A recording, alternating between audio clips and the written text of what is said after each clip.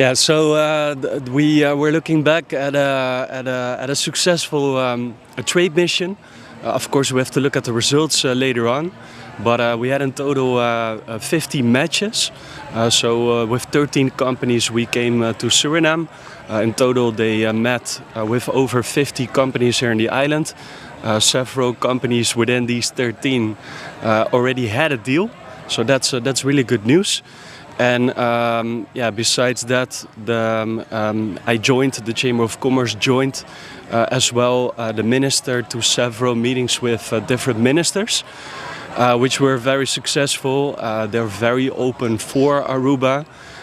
We know that we see a lot of opportunities in both ways, so that we can learn from Suriname, especially on agricultural level, and they can learn a lot from us on tourism level and as well on financial level.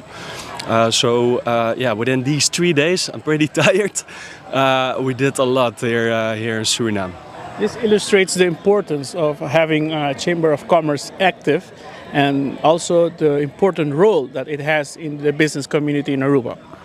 Yeah, correct. So a lot of people within the community, they just think that the Chamber of Commerce is just a registration company, but we're much more than that. So we're basically representing the companies on the island. We have an independent role, so we're not connected to the government. We come up for the business community on the island, and this is an example. So we literally organized these trade missions from A till Z, and this time we did it together with Directie Economische Zaken.